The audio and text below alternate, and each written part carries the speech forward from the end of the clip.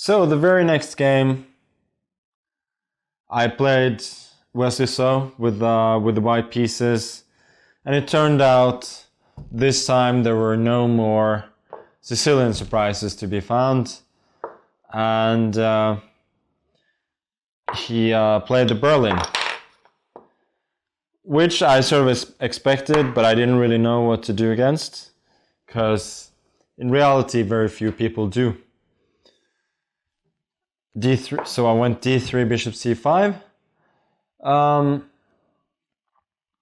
and then just on my way to the game, walking around, I don't know if it was sunny, but let's just for the video say that it was sunny Bilbao, I thought of why not take and then play Queen E2. And so that's what I did. He went Queen E7, Knight D2. I thought at least I'm getting a slightly fresh position. Bishop G4 is perfectly natural. H3, Bishop H5. Here I thought for a long time, and I tried to come up with something new. Thing is, the standard plan would be either Knight F1 or G4. The problem with Knight F1 is that whenever I go Knight G3, force him to take on F3, then I simply lost the tempo by playing Queen E2. And I did this myself against Vichy as black in the 2013 World Championship match. I played Bishop G4, he went H3, Bishop H5, yeah, G4, Bishop G7, Bishop G6, Knight E5 obviously doesn't work due to Queen D4. Well, he went Knight F1, and then Knight G3 next, and I took on F3. And so, as you can see, in the game, I would have simply had a tempo less since I've already played Queen E2. And even in that game, to be honest, it didn't really get much at all. I made a draw pretty easily.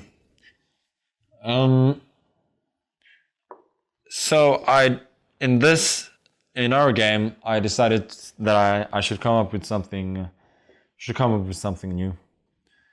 And as you can see, black is ready to castle at this point, and the fact that he didn't castle in the game is a bit of a travesty. It's no other way to put it, but sometimes that's the way things happen, that you go for some strategic goals and you have to weigh them against factors, typical time factors like development, and sometimes you don't get it right. So A3 has some meanings. First of all, I think if he goes A5, then at least one thing that I've gained is that he cannot really castle queenside after that, because his queenside is going to be blown open with b4, and as you can see in this position, it's pretty unclear where he's going to castle. Castling kingside is perhaps not so attractive, as he's allowing g4 and then knight f1, g3 with, I think, pretty standard easy attack. And so a3 was in a way trying to discourage him from castling the other side, and trying to ask him some questions in the opening. So we went knight d7, b4, continuing the plan, and he went bishop d6. Bishop d4 is also normal. I think I had something very similar in the blitz game against Aronian a couple of years ago. Rook b1, he would probably go bishop c3, not allowed to be exchanged by g4, which would be desirable strategically for me. And if castles, he can take it, maybe take on f3 as well. But it could be argued that white is a little bit better. Maybe this space that I've gained could have some meaning. Anyway, he went bishop d6, which is of course also perfectly sensible.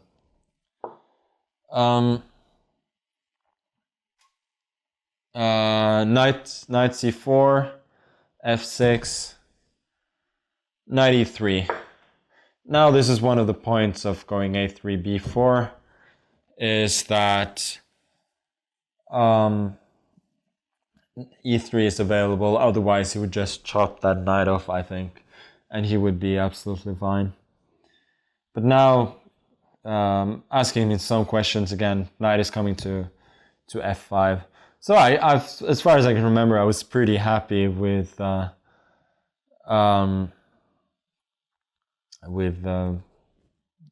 position. He went a5, and here is when you maybe start to realize that he's not going to castle anytime soon, and he's playing very concretely. Knight f5, he goes queen f8. Point is very simple. After the most natural move, queen f7, I could go rook b1. If he takes, I don't think the a file is too useful for him. So he goes queen f8 instead, playing very ambitiously, and he's basically saying either you have to take on d6, which is a huge strategical concession. There's no way I want to take that bishop unprovoked, or you have to take on a5, which is a strategical concession. And if he does manage to castle, then he could be doing very well. So I took, didn't feel like I had a lot of choice, and I castled. Now it's all about time. Whether I can get something going before he completes his development. Because if he does, then he will have a positional advantage. But I have some things going for me. The pawn on b7 is unprotected at the moment. He lacks 2 moves to castle, which can be a problem. The rook on a5 is unprotected, which is always a tactical theme you're looking for. Always look out if your opponent has unprotected pieces, because loose pieces may drop off, as they say. And so there are some factors that I can try to exploit. So he went queen f7, and I went a4. And now we have more, again, tactical motives. It looks like he's ready to castle, but it turns out he's not. I go bishop h6, and he loses material. So he decided that he cannot castle yet. He went knight c5. But he still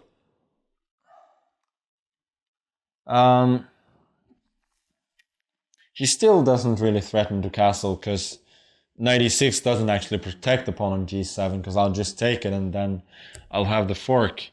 So he's still lacking a bit of time. I go queen e1. Obviously he cannot consider rook a4, because I just take. Then queen a5.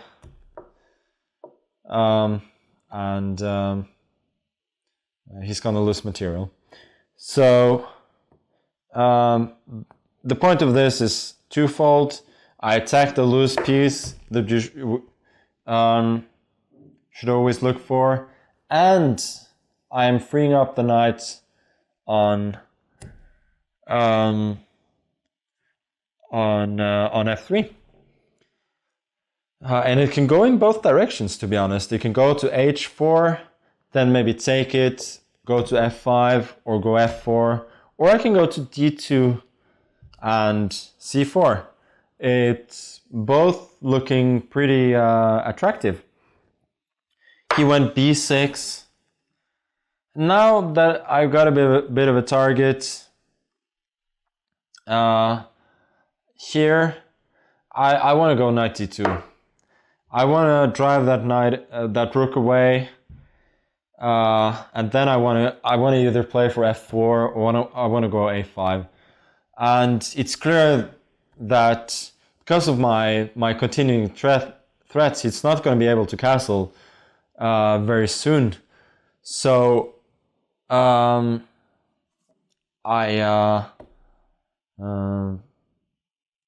still have some time to create threats.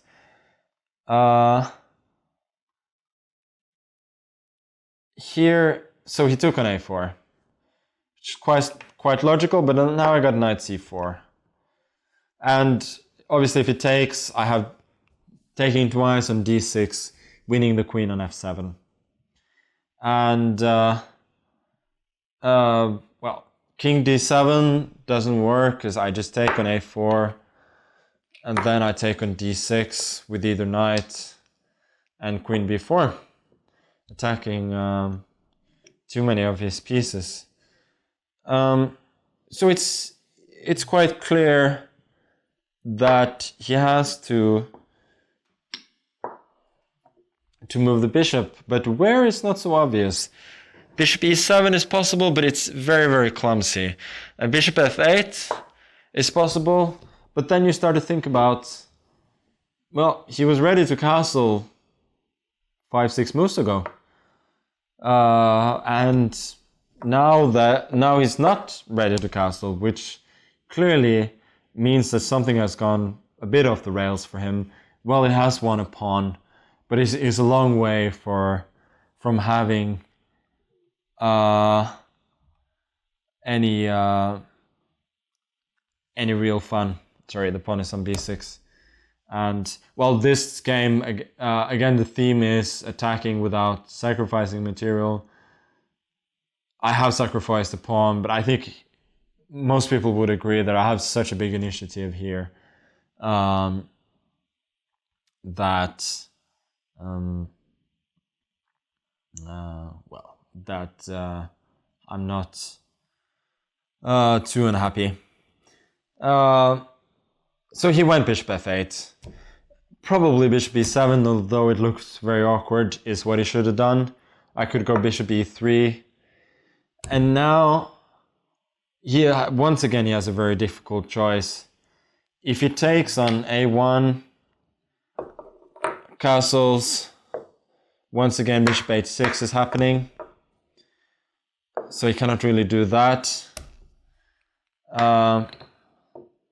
Castles immediately. Well, for once bishop h6 is possible, but also knight takes e7. Queen takes e7. Bishop takes c5. Simply wins a piece.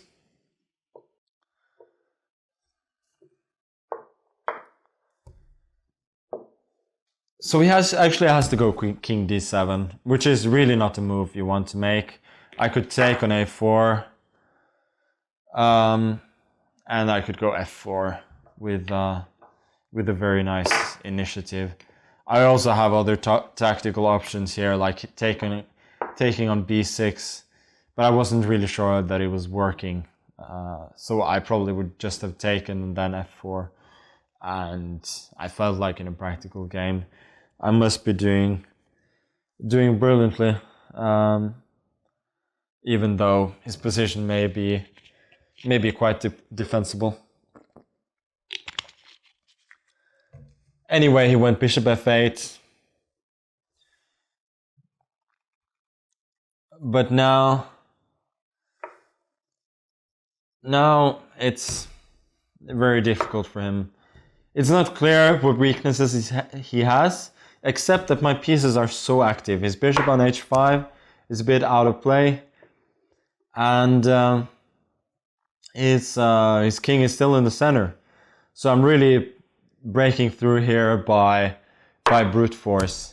King d7, again, not much else to do. Rook a1, queen a1 doesn't help him at all. I go queen c3.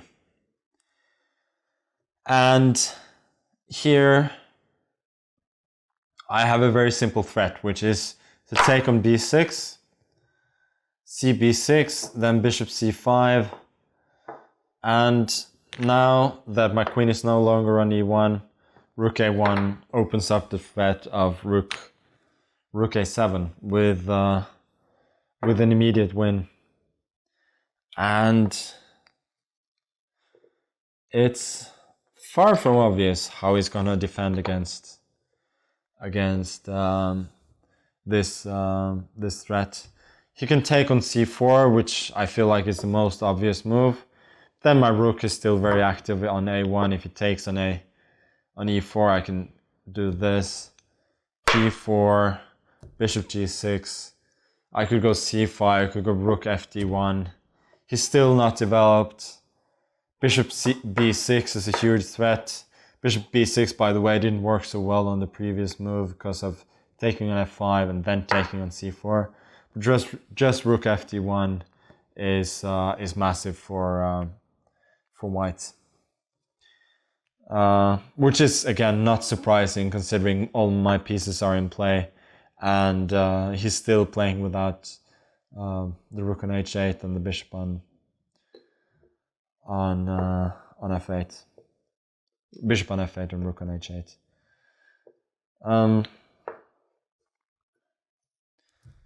So yeah, once again, I feel like this is not too difficult, but it's just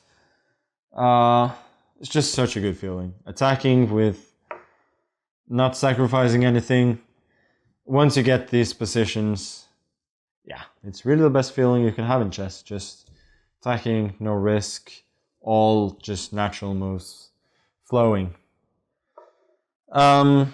He went knight takes e4, but now I have this little in-between move. Obviously I don't take on e4 because he will go queen c4, but I take, then I take on e4, opening up the 7th rank.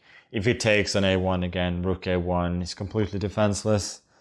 And then queen c4, queen d2, king c7, g4, just opening up the square on d1,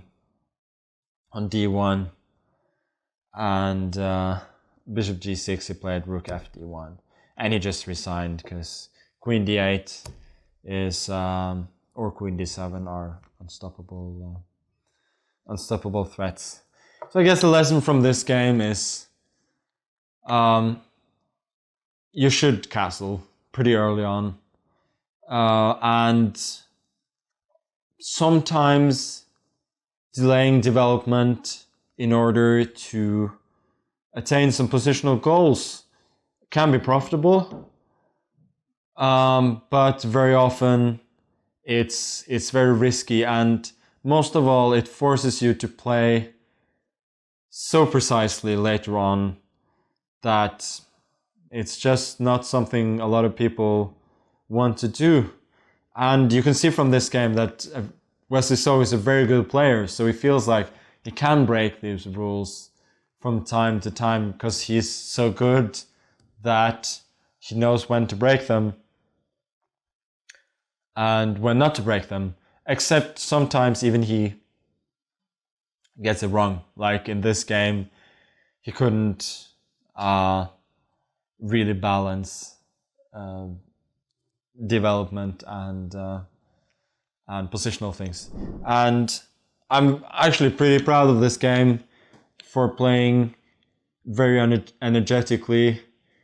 And you could say that I wasn't too brave in this game. I didn't have to sacrifice so much material. But then again, you don't always have to be. Sometimes it's enough to be able to willing to sacrifice one pawn, or to sacrifice some positional considerations for more time gains that you have to, these considerations that you have to make. And if you're brave enough to do it and you follow it up well, playing energetically, taking your chances, exploiting the tactical opportunities that you have, I think you can do very well.